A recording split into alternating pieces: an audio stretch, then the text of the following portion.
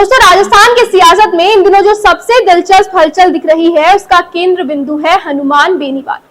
हाल के बयानों ने साफ कर दिया है कि वो सिर्फ सत्ता और विपक्ष दोनों से टकराने के मूड में ही नहीं बल्कि तीसरे विकल्प की जमीन तैयार करने में भी जुटे हैं।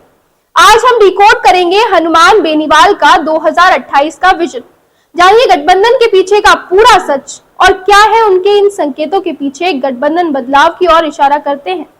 नमस्कार, आप देख रहे हैं मॉर्निंग न्यूज इंडिया एजुकेशन और मैं हूं आपके साथ डिंपल राजा। दोस्तों, बेनीवाल की हालिया भाषा और टोन पहले से कहीं ज्यादा तीखी और सवालिया हो रही है। उन्होंने संसद और सड़क दोनों जगह कांग्रेस और बीजेपी पर एक साथ हमला बोला है। झालावाड़ की त्रासदी पर जब कांग्रेस खामोश रही तब बेनीवाल ने सवाल उठाए कि आखिर 8 सांसद होने के बावजूद कांग्रेस क्यों चुप बैठी रही। ऐसा ही भर्ती और आरपीएससी में भ्रष्टाचार को लेकर भी वो लगातार आवाज बुलंद करते रहे हैं और उनका अंदाज साफ है। वो इशू बेस्ड पॉलिटिक्स कर रहे हैं और जमीन पर संघर्ष के जरिए दबाव बनाना चाहते हैं। अगर आरएलपी के इतिहास पर भी नजर डालें तो ये पार्टी स्थायी गठबंधनों से नहीं उलझती। 2019-20 से अब तक बार बार इन्होंने मुद्दों के आधार पर सहयोगी चुने और छोड़े हैं। बीजेपी के साथ रिश्तों में भी समय समय पर तनाव और अविश्वास की स्थिति बनी। अब जब राजस्थान में नए चुनावी समीकरण उभर रहे हैं तो सवाल और बड़ा हो गया है कि क्या हनुमान बेनीवाल फिर से किसी नए रास्ते पर निकलने वाले हैं। बेनीवाल के अनुसार राजस्थान की सियासत में कांग्रेस फिलहाल वेट एंड वॉच मोड पर है। बेनीवाल ने उन पर सीधा आरोप लगाया है कि वो बीजेपी के आगे नतमस्तक हो गई है और सिर्फ वोट चोरी का नारा लेकर बैठ गई है।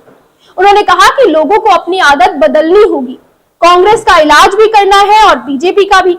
यहाँ उनका इशारा साफ है, वो हरियाणा, उत्तर प्रदेश, बिहार और झारखंड की तर्ज पर अब राजस्थान में तीसरे विकल्प की ताकत खड़ी करना चाहते हैं, यानी कि बीजेपी और कांग्रेस दोनों के खिलाफ एक नया मोर्चा। बेनीवाल ने कहा कि अब वक्त आ गया है कि कांग्रेस और बीजेपी के खिलाफ जितने भी दल हैं वो एक मंच पर आ जाएं, चाहे भारतीय आदिवासी पार्टी हो या कई अन्य क्षेत्रीय दल। आरएलपी उनके साथ बैठकें करेगी और जल्द ही जनता के बीच जाएगी। ये संकेत है कि वो तीसरे मोर्चे की जमीन पक्की करने के लिए सक्रिय हो गए हैं।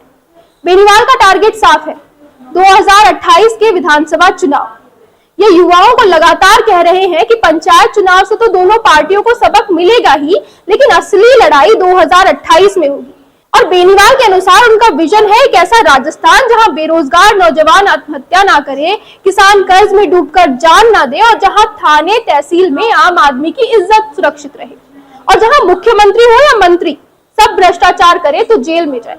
तो क्या हनुमान बेनीवाल का ये बयान सिर्फ दबाव की राजनीति है या वास्तव में तीसरी ताकत खड़ी करने की ठोस रणनीति? ये तो आने वाले हफ्तों में ही पता चलेगा, जब वो दूसरी पार्टियों के साथ बैठकें करेंगे, रैलियों की शुरुआत करेंगे, तब तस्वीरें साफ होगी। लेकिन इतना तय है कि राजस्थान की राजनीति में इस वक्त सबसे बड़ा सस्पेंस यही है कि बेनीवाल किसके साथ जाएंगे या फिर सबसे छोड़कर खुद नया समीकरण करेंगे। आपको क्या लगता है, बेनीवाल क्या करने वाले हैं? कमेंट सेक्शन में जरूर बताइएगा। इस पूरे विषय पर अपनी राय बताइएगा और वीडियो पसंद आया हो तो इसे लाइक व शेयर करें। ऐसी ही और अपडेट्स के लिए हमारे channel morning news India education को सब्सक्राइब करना ना भूलें। धन्यवाद। ऐसे ही और वीडियोस देखने के लिए सब्सक्राइब करें मॉर्निंग न्यूज इंडिया को और जुड़े रहिए हमारे साथ।